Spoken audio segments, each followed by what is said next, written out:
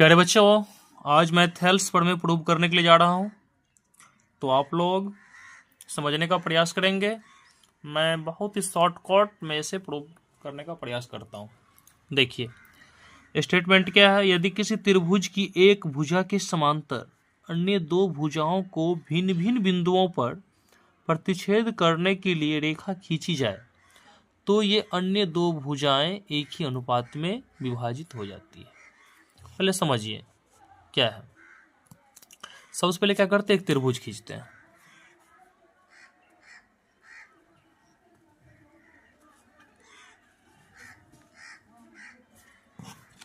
एक त्रिभुज खींचे, देखिए एक त्रिभुज खींचे,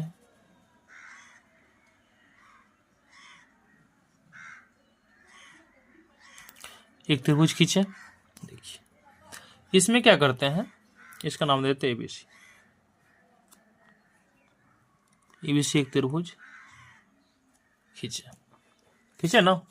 अब देखिए इसमें जो भुजा बीसी है, बीसी बीसी है ना, इसके समांतर एक रेखा खींचते हैं। बीसी के समांतर एक रेखा खींचा, इसको डी से दिखा रहे हैं, ठीक है ना। अब देखिए ए बी को डीई जो है डी बिंदु पे और एसी को डीई जो है ई बिंदु पे क्या करता है, प्रतिच्छेद करता है। करता है कि नहीं करता, बताइए। कर रहा है। तो थेल्स साहब बोले कि यदि किसी त्रिभुज में किसी भुजा के समांतर एक रेखा खींचे तो शेष जो दो भुजाएं, शेष दो भुजा जैसे ए बी और ए सी, ये समान अनुपात में क्या होती है, विभाजित हो जाती है। समझे। एक ही अनुपात कहने का मतलब है समान अनुपात में, इक्वल अनुपात में क्या होता है, विभाजित हो जाती है। ये थेल्स पर में है, समझे।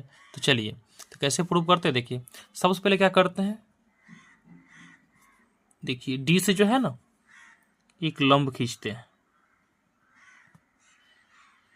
तो डीएम लंब हो गया किस पे, एसी पे।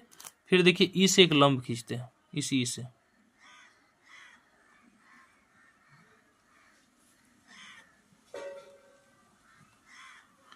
ई एन लंब ए बी खींचा, खींचे ना। बी को ई से और सी को डी से मिला दीजिए। इस बी को ई से और सी को डी से क्या करते हैं, मिला दिए, मिला दिए इस तरह, ठीक है, मिला दिए। चलिए देखिए, तो आप पहले क्या करें, इसमें कुछ लिख लें। देखिए लिखें, दिया है, दिया है एबीसी एक त्रिभुज है जिसमें डी समांतर बीसी तथा डीई ए बी को डी बिंदु पे, ठीक है ना, डीई ए बी को डी तथा एसी को ई बिंदु पे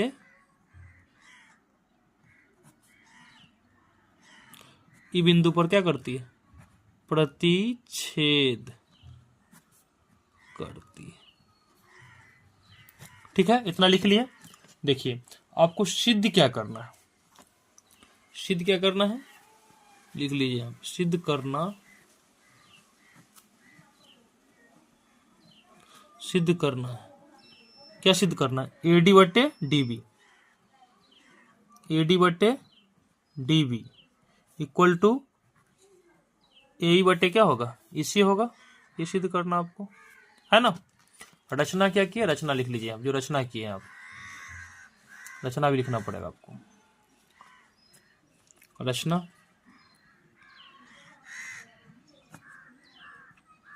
रचना क्या की है, लिखिए डीएम लंब एसी खींचा, तो लिखिए डीएम लंब एसी तथा ईएन लंब लंब खींचे, लंब, है ना, तथा EN लंब AB।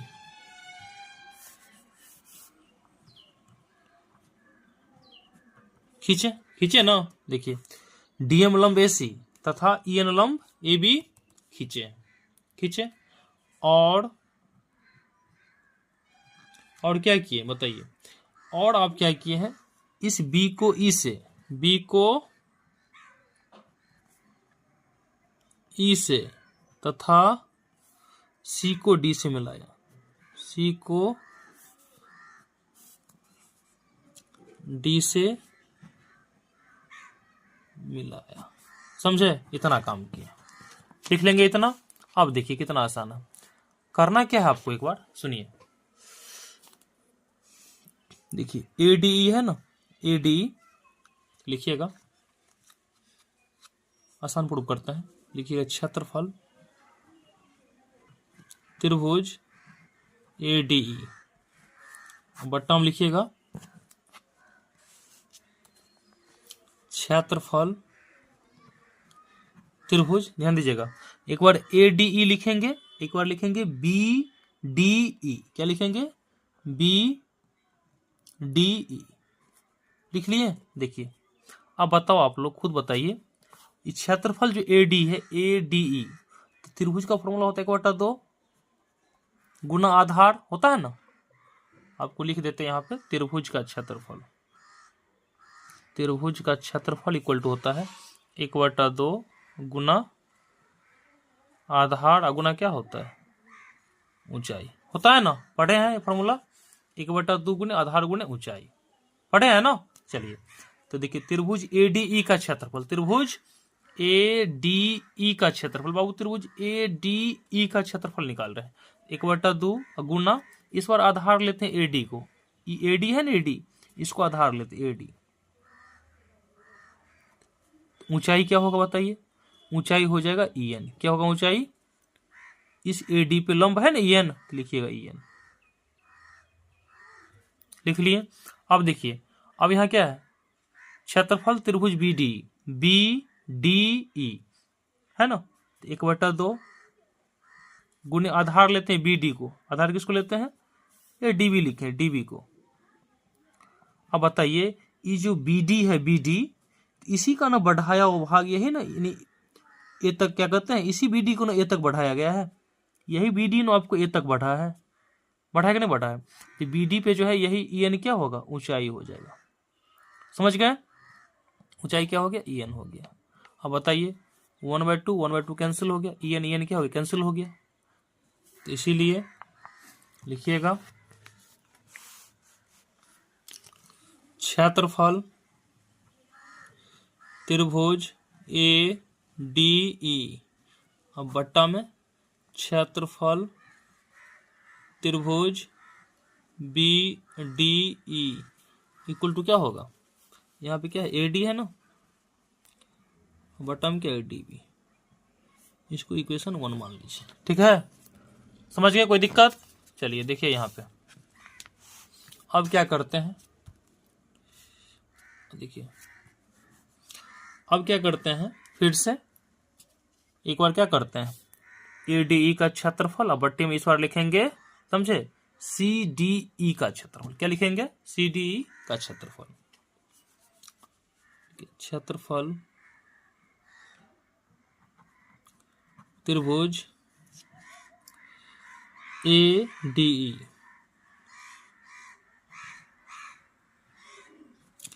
बट्टा क्षेत्रफल त्रिभुज CDE।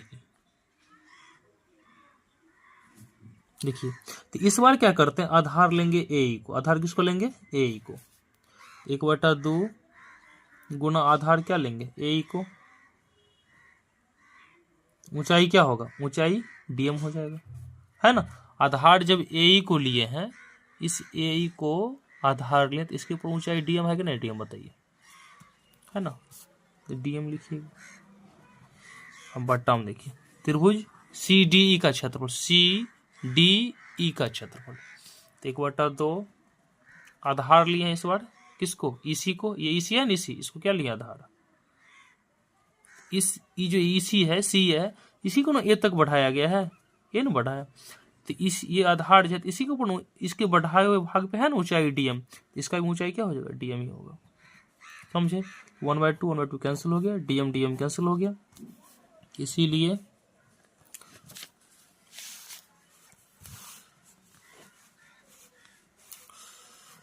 इसीलिए क्षेत्रफल त्रिभुज ADE अब बट्टा में क्षेत्रफल त्रिभुज CDE इक्वल टू क्या होगा, AE बट्टा में AC, इसे 2 मान लो। ठीक है, अब देखिए एक चीज क्या है, यहाँ पर देखिए ADE है ना, क्षेत्रफल त्रिभुज ADE, और यहाँ भी देखिए क्षेत्रफल त्रिभुज ADE है, लेकिन नीचे में क्या है, यहाँ पे त्रिभुज BDE है, और यहाँ में यहाँ जो है नीचे क्या है, त्रिभुज CDE है ना, दिख रहा है ना। तो आपको ऊपर वाला तो यहाँ इक्वल दिख रहा है, लेकिन नीचे वाला इक्वल नहीं दिख रहा है। तो सबसे पहले समझने का प्रयास करते हैं। यहाँ पर देखिए, अब यहाँ पर देखिए, ये जो त्रिभुज है BDE और त्रिभुज क्या है फिर CDE, ये एक ही आधार DE पे स्थित है ना, BDE देखिए है ना, ये भुजा D दिख रहा है ना, D, और इधर जो है CDE, यहाँ भुजा क्या है, D है। इन एक ही आधार दोनों के लिए है ना, दोनों एक ही आधार पे क्या स्थित है। उसके बाद समांतर रेखा BC है, और इन BC के समांतर है D, दोनों एक ही समांतर मतलब समान समांतर रेखा के बीच में स्थित है।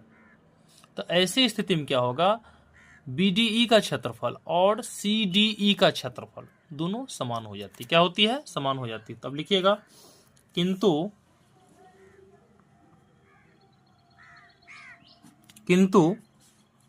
त्रिभुज BDE और त्रिभुज CDE एक ही आधार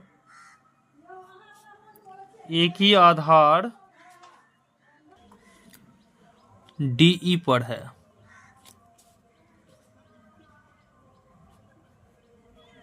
ना।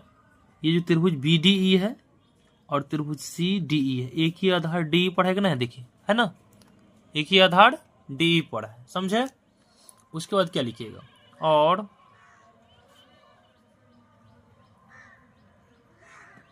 और समान समांतर रेखाएं, समान समांतर रेखाएं देखिए BC और DE के बीच स्थित है। BC समान समांतर रेखाएं BC तथा DE के बीच स्थित है ना। तो इसीलिए त्रिभुज BDE का क्षेत्रफल और त्रिभुज CDE का क्षेत्रफल क्या हो जाएगा, दोनों बराबर हो जाएगा। अब बताइए, जब ये वाला एरिया मतलब त्रिभुज BDE का क्षेत्रफल और त्रिभुज CDE का क्षेत्रफल इक्वल हो जाएगा, तो ऊपर वाला तो इक्वल ही है, मतलब एक ही त्रिभुज है, और नीचे वाला जो त्रिभुज BDE का क्षेत्रफल जितना होगा उतना ही त्रिभुज CDE का क्षेत्रफल होगा। तो इतना बट्टे इतना, और फिर देखिए इतना बट्टे इतना, ये दोनों तो एक ही मतलब इक्वल हो गया आपस में, क्योंकि ये और ये तो इक्वल ही है, त्रिभुज ADE का क्षेत्रफल और त्रिभुज ADE तो सेम त्रिभुज है यहाँ पे, और त्रिभुज BDE का क्षेत्रफल त्रिभुज CDE के क्षेत्रफल के बराबर हो गया। जब ये और ये इक्वल हो जाएगा तो ऐसे केस में क्या होगा, AD बट्टे DB और AE बट्टे EC भी क्या होगा, बराबर हो जाएगा। आप लिखिएगा यहाँ पे क्या लिखिएगा, देखिए अब लिखिएगा समीकरण 1 तथा 2 से, समीकरण 1 तथा 2 से, 1 तथा 2 से क्या लिखिएगा, AD बट्टे DB इक्वल टू AE बटे AC। यही प्रूव करना था, प्रूव हो गया, समझे, यही प्रूव करना था। मैं उम्मीद करता हूँ कि आप लोग को समझ में आया होगा। यदि आप लोग समझे होंगे बढ़िया से तो ज़रूर आप लाइक कीजिएगा। यदि चैनल पे पहले बार आए हैं तो सब्सक्राइब कर लीजिएगा, ताकि हर नई वीडियो आपके पास पहुँचे और आप मन लगा करके पढ़ें, समझें। यदि आपको किसी तरह दिक्कत हो समझने में तो आप ज़रूर कमेंट करें, और कमेंट के माध्यम से मैं फिर से जो कमियां रहेगी उसे मैं सुधारने का प्रयास करूंगा और आप लोगों को बेहतर से बेहतर समझाने का प्रयास करूंगा। ओके, धन्यवाद।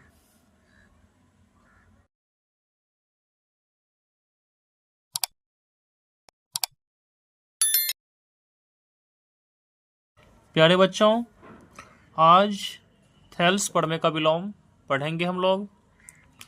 तो चलिए पढ़ने पढ़ते हैं।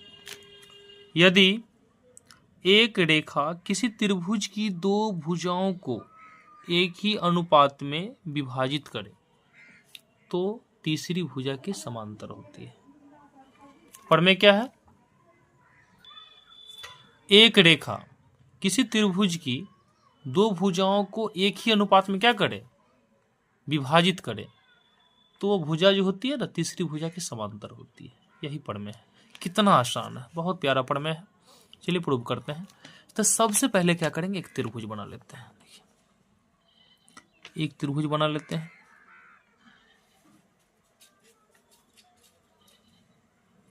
एक त्रिभुज बना लिए, इसका नाम रख देते हैं ABC। एक त्रिभुज बन गया। तो एक रेखा, जैसे मान लीजिए कोई रेखा है, ये कोई रेखा है, कोई रेखा है जिसका नाम D रख देते हैं। D कोई रेखा है। ये रेखा क्या करता है, समझे? ये रेखा क्या करता है, त्रिभुज की जो दो भुजा जैसे AB और AC को एक ही अनुपात यानी समान अनुपात में विभाजित करता है। समान अनुपात कहने का मतलब है कि AD बट्टे DB इक्वल टू AE बट्टे EC में क्या करता है, विभाजित कर देता है। तो आपको ये दिखाना है, यदि कोई रेखा किसी त्रिभुज की दो भुजा को एक ही अनुपात यानी समान अनुपात में विभाजित करे तो वो रेखा जो है ना, तीसरी भुजा के समांतर होती है। ये प्रूव करके दिखाना है। तो चलिए, तो सबसे पहले क्या लिखेंगे, दिया है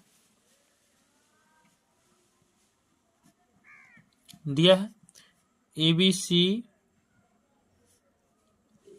एक त्रिभुज है। ABC क्या है? ABC एक त्रिभुज है ना, जिसकी भुजाएं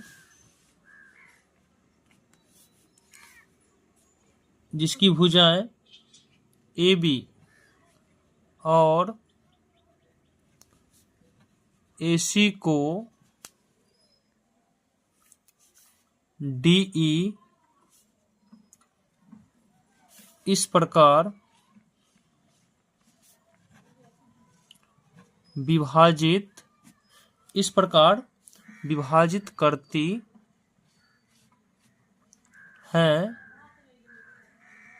कि, देखिए, इस प्रकार विभाजित करती है कि AD बट्टे DB बराबर क्या है, AE बट्टे EC। ये दिया है, देखिए गौर से। यहां पे D एक रेखा है, ये AB और AC को इस प्रकार से विभाजित करती है कि AD बट्टे DB इक्वल टू AE बट्टे EC है। ऐसा दे दिया है, समझे? देखिए, आपको सिद्ध क्या करना है, आपको सिद्ध करना है, यहां पे सिद्ध करना है DE समांतर BC, ये सिद्ध करना है। तो कुछ रचना करते हैं। रचना क्या करते हैं, ध्यान दीजिएगा। D से जो है ना एक लंब खींचते हैं, किस पे, AC पे। तो DM लंब AC खींच लिए, समझे। फिर E से एक लंब खींचते, इस E से जो है ना एक लंब खींचते इस पे, तो EN लंब AB खींचा। फिर देखिए बाबू, B को E से और C को D से मिलाते हैं, तो B को जो है ना E से मिला दिए और C को D से इस तरह मिला दिए, ठीक है। चलिए, बहुत ही आसान प्रूफ है, प्रूफ करने का प्रयास करते हैं। तो रचना पर लिखना है, तो लिख लीजिए रचना, ऐसे लिखिए रचना और रचना। रचना क्या सबकी बताइए। तो अब DM लंब AC तथा EN लंब AB खींचा ना, खींचा। फिर देखिए इसके बाद क्या किया, इसके बाद क्या किया, B को E से, B को E से तथा C को D से मिलाया, समझे।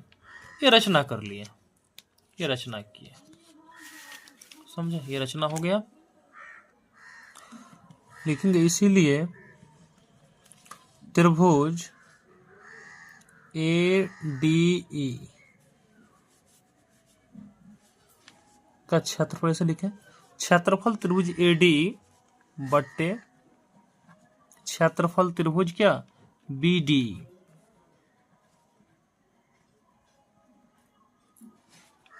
क्या 1/2 गुना आधार लेते हैं AD को, AD का एरिया निकाल रहे हैं त्रिभुज ADE का। देखिए आधार लेंगे AD को,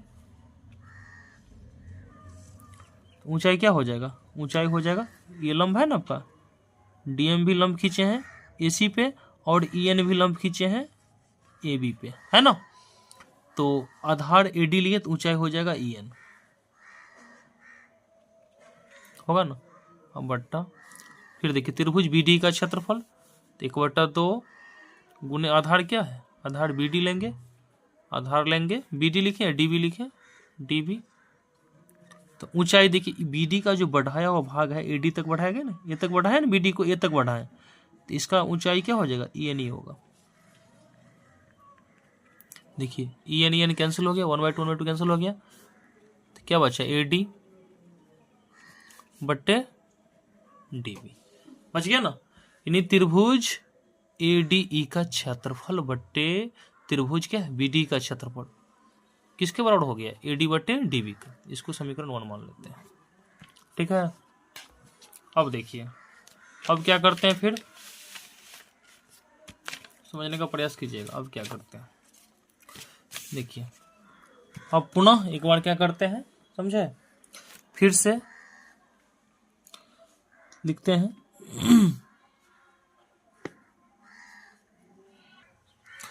अब देखिए फिर से क्या करते हैं, त्रिभुज ADE का क्षेत्रफल, त्रिभुज ADE, अब बट्टा में लिखेंगे क्षेत्रफल त्रिभुज, इस पर लिखेंगे CD, क्या लिखेंगे CDE। अब देखिए तो त्रिभुज AD का क्षेत्रफल क्या होगा, ADE का क्षेत्रफल होगा 1/2 गुने आधार, इस बार AE को लेते हैं, किसको लेते हैं AE को, आधार हो गया AE, तो ऊंचाई क्या होगा इस बार DM होगा, ऊंचाई क्या होगा DM बट्टा में देखिए। अब इसका एरिया CDE का 1/2 गुना आधार लेते हैं EC को, आधार किसको लेते हैं EC को, इसी ना यही ना CE को या EC जो कहिए, इसी को ना हम A तक बढ़ाए हैं, तो इसका ऊंचाई क्या होगा DM ही होगा, क्या होगा DM, तो DM कैंसिल, 1/2 कैंसिल, तो ये किसके बराबर हो गया AE बट्टा EC के बराबर हो जाएगा, होगा ना। ये हो गया समीकरण 2 हो गया। अब देखिए यहाँ पे देखिए आप लोग और से, यहाँ पे क्या दिया है, किंतु आप लिखिएगा किंतु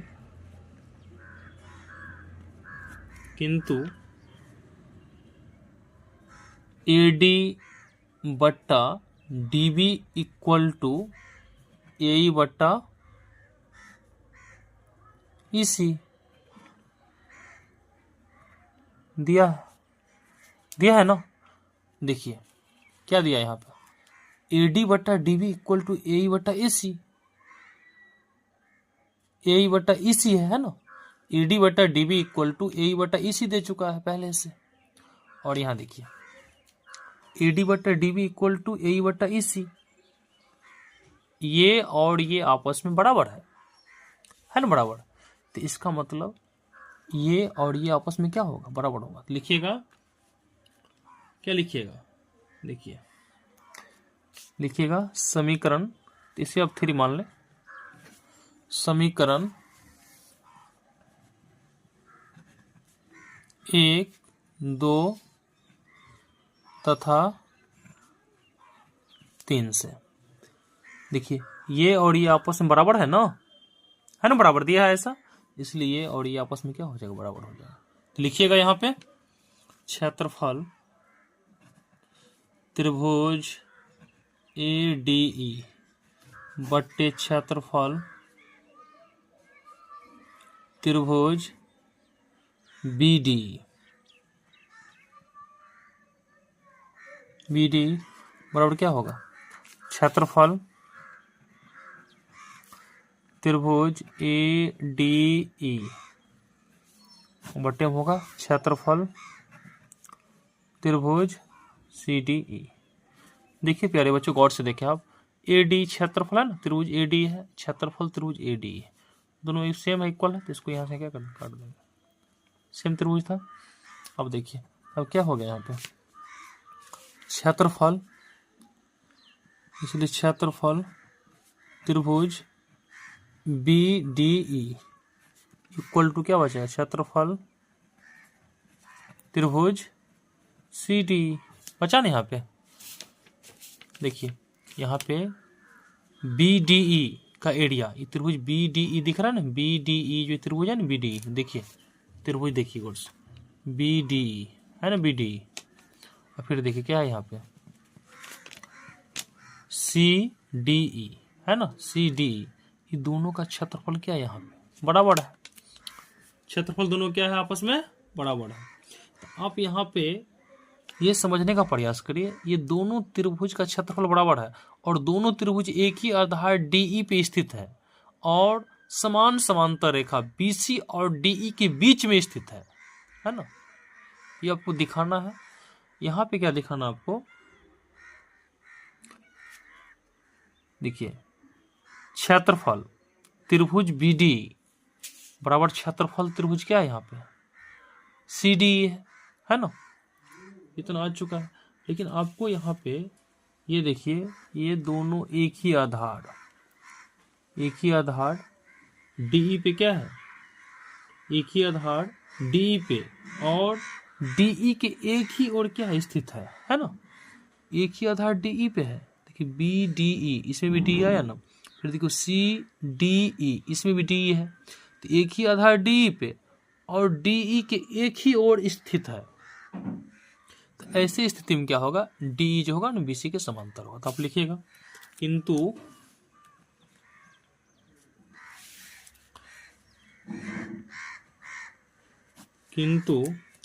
त्रिभुज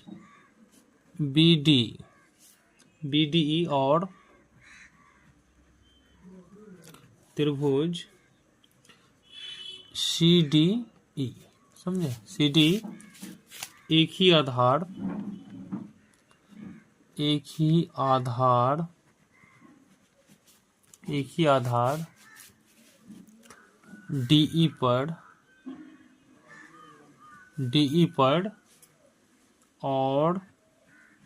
और डीई के एक ही और स्थित है ना, स्थित। इसीलिए डीई, ये जो है डी बाबू, ये डीई समांतर क्या होगा, बीसी होगा, डीई समांतर बीसी, ये समांतर का चिन्ह है, समांतर का प्रूव्ड हो गया। ये प्रूव करना था। समझे? कितना आसान है देखिए। इस तरह आप प्रूव करें। काफी छोटा प्रूव है, आपको समझाने के लिए थोड़ा वीडियो लेंदी हो गया। तो मैं उम्मीद करता हूं कि आप लोग इसे समझे होंगे। यदि आपको किसी तरह की त्रुटि हो, समझने में दिक्कत हो, तो जरूर आप कमेंट करें। यदि आपको बढ़िया से समझ में आ जाए या अच्छे प्रकार से आप समझ गए होंगे तो जरूर लाइक करें। यदि चैनल में पहले बार आए हैं तो सब्सक्राइब भी करें। बहुत बहुत धन्यवाद। चलिए फिर हम लोग अगले वीडियो मिलेंगे।